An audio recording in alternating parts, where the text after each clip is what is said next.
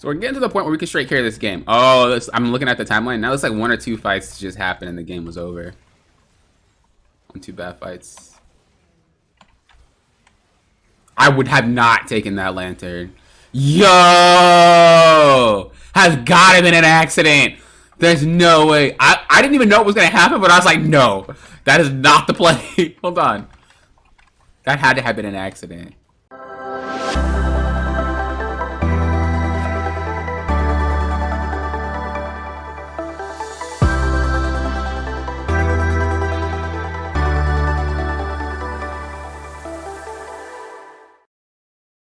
What is up, everyone, and welcome back to the Coach Approach. It's your coach, Blake of the Black Faker, and today we're going to be looking at a Challenger Misfortune gameplay here. So I chose this game because we had a pretty decent score, but we actually ended up losing. It was like 19-4 or something like that. So I want to see why we lost, and maybe we can help fix this situation here. If you guys would like a free VOD review, make sure you join my Discord. Every weekend I open up a room.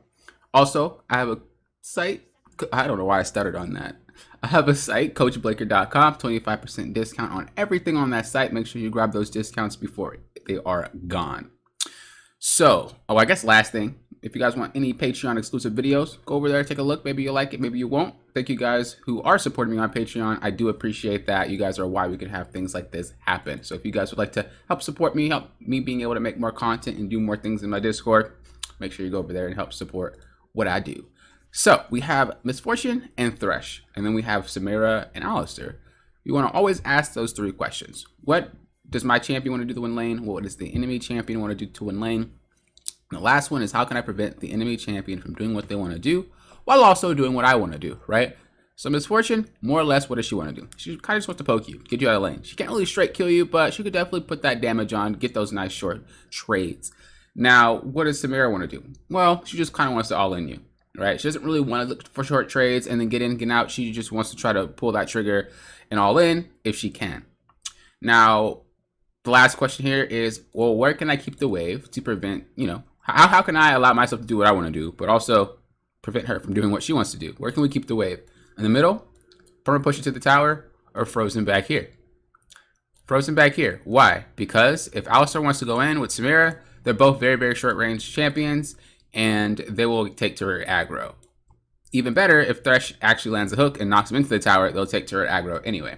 So those are pretty much what we're kind of looking to do. Our jungler is Lilia, and their jungler is Talia. She actually just got a buff, but it wasn't to jungle, I don't believe. All right. So we're just chilling, Okay. Get a little poke off. Thought she was going a little bit ham. It's all right, though. Okay. And we're already kind of in a bad situation. Why? Because we're pretty much pushing them up to tower. And once again, if they do find that opening to go all in on us, we're dead. The only reason why this is acceptable right now is because she doesn't really have any kill potential. These two don't really have any kill potential. So if you guys can really see that in your lanes, you can kind of bend the rules, and then once they actually have the ability to kill you, you start going back and falling back in line. I don't teach that way though, because we have to figure out the basics first, and then once we get used to the basics of what we have to do, then we can start bending the rules a little bit to better suit how we want to play. But I always teach the basics first. The foundation is the only way you'll be able to actually improve on anything. But yeah, there really is no threat from these two right now. Being able to push up is fine. Dropping a ward there, okay. Pretty decent ward. If it's a champion that can come over the wall, though, it's better to kind of ward like something like that, so you can see it down here. But obviously it's Talia, so she's not hopping over any walls. Okay, pushing it up. So we assume that Talia started bot. I mean, I can cheat and basically say she didn't, but we could assume that they thought that she started bot. I don't know what they thought. We're just going to say we assume that Talia started bot because she has blue buff, right? Because we didn't get any information, and we would just think that that's what they thought because, it is what it is. Why would Talia start red? Junglers do a lot of crazy stuff like this. This is why I say don't really compare all the junglers to be the same, because they do stuff like this to be really sneaky. Okay, we see Talia, very good ward there. As you see, exactly what I said would happen, right? This is why we don't want to keep the wave here. When they get to a point where they can actually kill us, they can kill us. She gets hooked, doesn't matter. Even if Misfortune helped, she doesn't do enough damage to actually do anything about that, and he dies. Which is why we keep the wave back here. So that if that does happen, he doesn't end up dying, right? So this is why it's very important to learn how to play the wave so that stuff like that just doesn't happen. Yeah, he didn't die, but doesn't matter. That's still a death because of where the wave was. Understanding the kill potential of those champions are very, very important if you want to be better at the game in general, not even just an AD carry thing. Okay.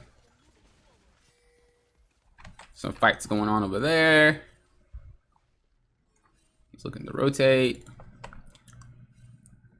I mean, there's nothing realistically that can happen from here. This is not really a good rotation. If they manage to get anything out of it, they're beasts, but I don't think anything's going to come out of it. Definitely should have just recalled worship the wave and then recalled. Because considering the wave is frozen, I would definitely just recall instead of do this little walkie walk. But let's see. Maybe they do get... Okay, they don't get anything. I didn't think they would. There was nothing to gain. Okay. Starting to shove the wave back in. Nothing else is happening. Nothing she can really do. She can't really all in the Samira.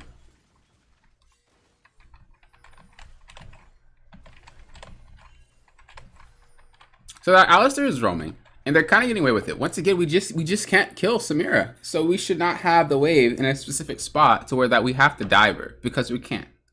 Even if it's 2v1. It's very, very hard to dive a champion like that when they play it well. And considering this is Challenger, I would pray they play it well. Yep, we want the wave to pull back. This is good. Yep, okay. Nice. Exactly what we should have had it in the first place once we realize they can kill us. Yeah, we're kind of giving up pressure on this drag, don't get me wrong. But, I mean, what can we really do?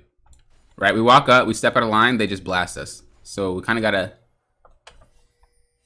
Just gotta chill. Once again, even though Thresh had that... Even though Thresh started the play, I believe, with the Flay, it doesn't matter. A, he's 2 levels down, so that was wild. But B, he doesn't, like, there's nothing Misfortune can do.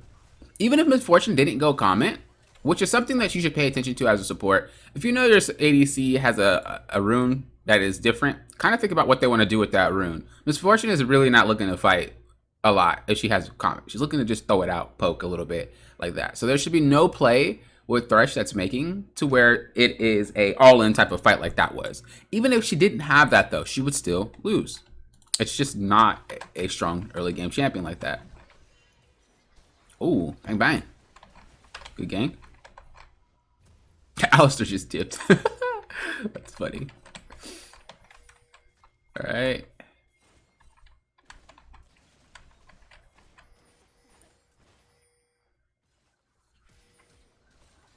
Nice.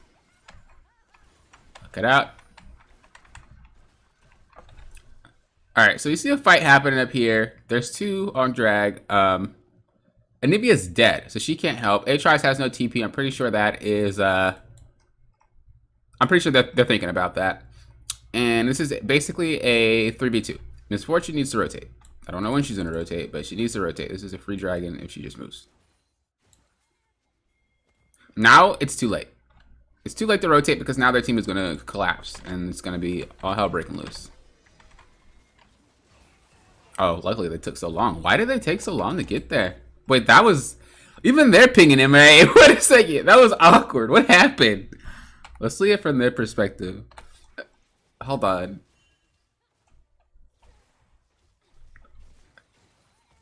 Yeah, what is happening? Look, they're coming. There's no reason to do this. What? Like... Okay. If they would have waited, this could have went way better for red, but they didn't. So they get lucky with that. But as I said, even in Challenger, stuff like this happens where it's just like monkey business. We should have rotated faster because we should have been able to take this thing without having any type of confrontation or chances for our for our team to die. Luckily, they played it really, really poorly. Granted, we did have a Lucian TP. Don't get me wrong, we did. But, I mean, that's pretty much what would have happened if they would have waited. If they all just would have went at the same time and they didn't do that, Samir was damn near able to 1v3. So we didn't want that. We have to go faster to these objectives to try to get them before we have to have that confrontation. So what we're going to do is we're going to say, well, first off is, remember to play the wave in the right spot, especially if you notice they are on power spikes. Next one is try looking, wait, if we have the option to take in objective without fighting, especially when we are not strong. Anyway, try to get it as fast as possible. Very, very important.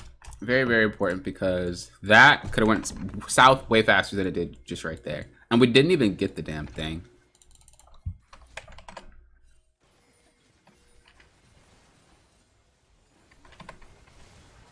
Okay. Ooh, okay. Now we can get it. They're low, they're out of HP. Once again, I would hope that we kept track of this TP.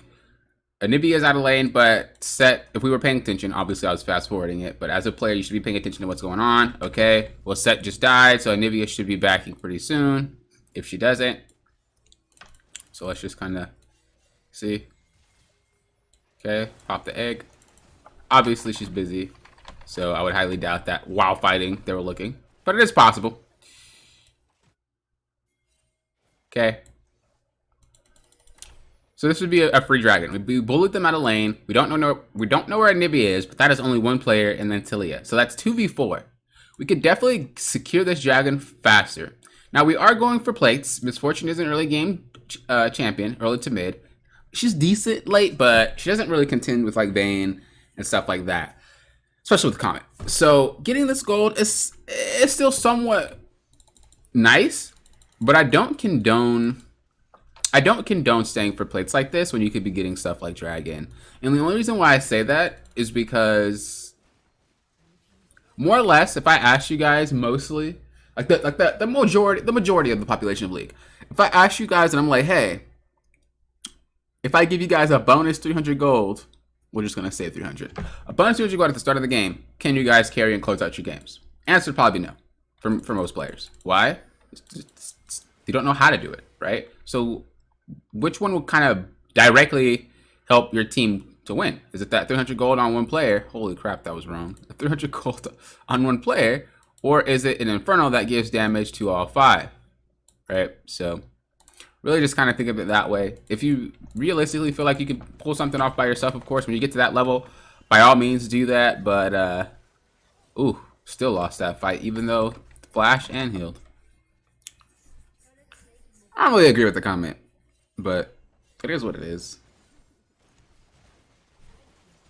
The lane just wasn't played to Comet though, so I guess I can't really say much about that.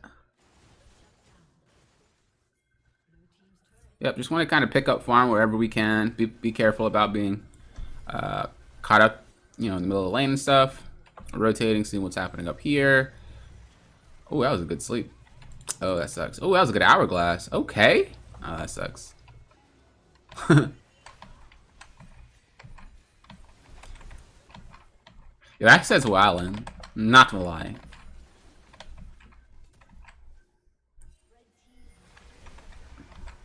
Okay.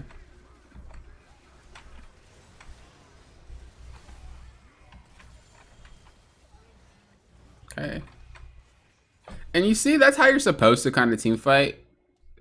This is a prime, I mean, I tell you guys all the time, but this is a prime example of what it kind of looks like to do it well.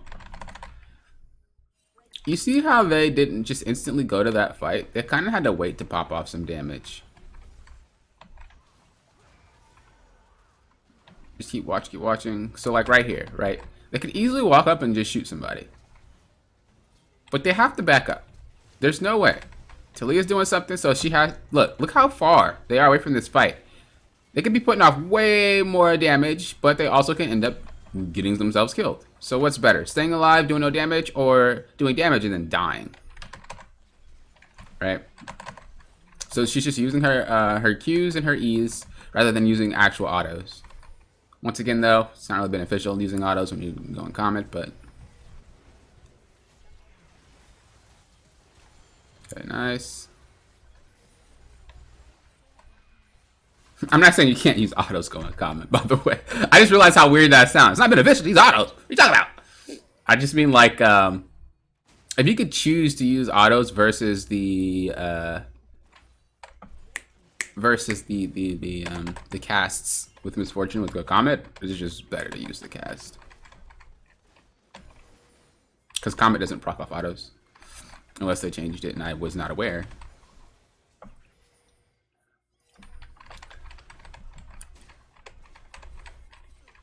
Alright. Got walled off. Can't join this fight. The fight's already over here. She's got to give it up. Smart choice. Nothing wrong with this. Push that mid. Yep. Cool. Get ready for drag. Okay. Oh, Shiggy. Alright. So we see that there's only 3 of us technically mid right now. The other 2... Wait, what the fuck? Where's the 5th one? Oh, we're right here. Okay, so 3 of us mid, and then... Oh, I guess 4. 4 of us mid right now. There technically could be 4 over there, but we don't have our Lucian, right? We don't have our Aatrox, so this means it is going to be a 4v4. But if we look at this, what are the 3 things that we discussed, right? The other 3 things. Positioning, ultimates, resources. Positioning. Are we in the right position to go ahead and try to take this? To go walk in the jungle? No. Hell no. Ultimates. Do we have our ultimates? Yeah, we all have our ultimates. Some ultimates aren't necessary, like, let's just say, Lilia's ult. It's not really necessary. She could still technically fight without it. Thresh, more or less, he's just not really that necessary either. It's nice to have, but he doesn't need that to get some kills. And then, resources, of course. Well, Thresh is out of HP, so that's not happening.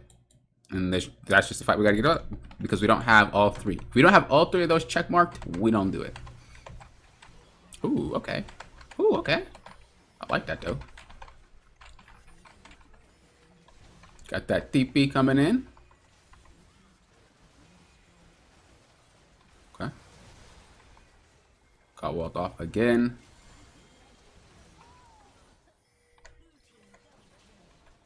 Going for that drag. See, a much better play than just fucking walking straight into the jungle trying to go straight for the dragon. Now, they misplayed too on the red team because they could have just went to go get the dragon. They could have got the dragon. I'm not sure what the hell is happening here. But, yeah, definitely the better play to just sit and chill. Because we couldn't walk in the jungle anyway. Ooh, misstepped super hard. Luckily, they didn't follow up on it. Pushing out mid a little bit. Get that pressure. Get that vision. Okay. Get that red buff.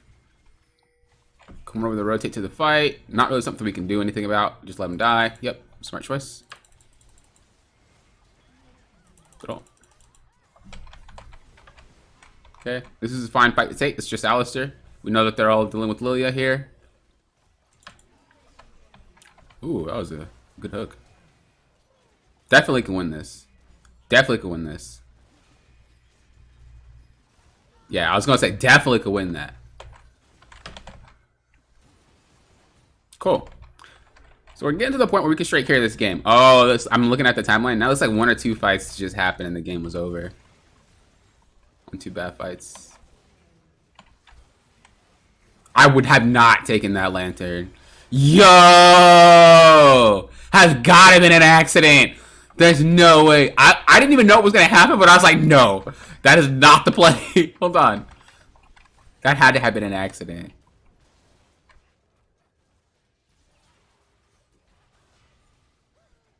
No, it didn't look like one.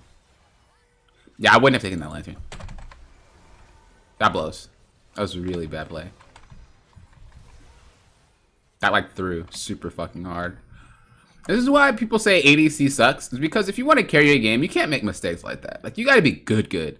And could you say, oh, that's why ADCs suck? I mean, no, right? That's not really good. That's not really a fair excuse to be like, my role sucks because I have to play really well to climb. I mean, you got to play well to climb regardless, no? So what's the problem here? It's not really fair to say that. So you have to play perfectly. Yeah, it's the only role, in my opinion, I feel like that if they make mistakes, you kind of just straight lose. Right? Other roles, of course, can make a mistake, but they can kind of still do stuff, even though that they make those mistakes. ADC make about 1, depending on the elo, 2, and the game's probably not in your carry favor, unless it's like a lower elo where you can just kind of sit back, perma farm, and then get super strong later. Got caught out from the side. Alistair stopped the ultimate. Wasn't in a good spot. Once again, grabbed the lantern for some fucking reason or another. That one might have been an accident. There's no way. Wait, that wasn't the lantern. What happened? Oh, Set grabbed the lantern. How did she die? What did I watch? I swear she grabbed the lantern or something. Huh? What happened? Oh no, she just got pounced on. It was poor positioning by them anyway. They didn't really know where the squad was, and they just decided to let their ult rip. When you're playing Miss Fortune, you have to know where everybody is. So what we're going to say is, before looking for ults, make sure you know where all 5 players are. I know they're probably maybe looking to steal the drag, I think. No, dragon wasn't even up. What were they doing? Oh, it was up. I'm trolling. Yeah, I think they were trying to steal the drag and didn't care about the positioning of where they were.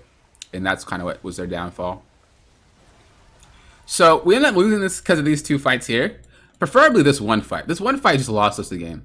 Taking that lantern for no reason or... It just kind of lost our lane there, our game here.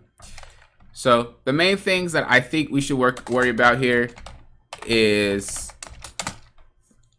definitely number 1. We can't really have our lanes being in odd spots like that because that's how they started to get ahead anyway. The fact that we didn't play the lane right, they got them free openings to just get free kills on us.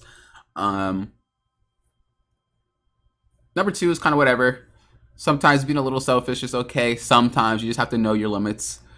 But it's still important to know. And then before looking for ults, make sure you know where all 5 players are. Obviously, this is something you probably know, but having it kind of just hammered back into your head is very, very important. As I said, though, the main thing really is just number 1. And then the fact that we just kind of lost that team fight there because we clicked that lantern. And then this one, we just didn't position properly. So I don't really know. Like I said, I don't know if that was an accident, but this one definitely just positioned poorly. So hope this helped. If you got any questions, let me know. Thank you guys for watching. I appreciate it. And as I always say, thank you guys for approaching this like a coach. If you guys would like coaching sessions, just make sure you take that coachblaker.com link. Put in that code. The code for the 25% off is holidays. Okay, 25% off is holidays. I will be saying my discount codes through these videos. So make sure you are watching these videos because you will not be able to get the discount code if you don't watch the videos. Thank you guys for approaching this like a coach.